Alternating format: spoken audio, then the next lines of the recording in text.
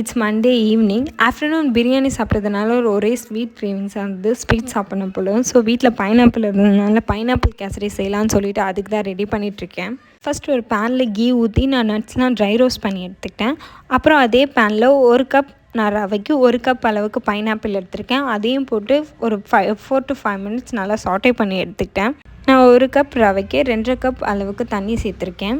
Pineapple கூடவே சேர்த்து அதை நல்லா கொதிக்க வச்சு எடுத்துக்கிட்டோம். இப்போ இன்னொரு பேனில் கீ ஊற்றி 1 கப் ரவையை நான் நல்லா கோல்டன் ப்ரௌனாக வறுத்து எடுத்துக்கிறேன். நம்ம ஆல்ரெடி ரெடி பண்ணி வச்சுருக்க பைனாப்பிள் கொதிச்சோடனே நம்ம இந்த கோல்டன் ப்ரௌனான ரவையில சேர்த்து நல்லா கிண்டிக்கிட்டே இருக்கணும்.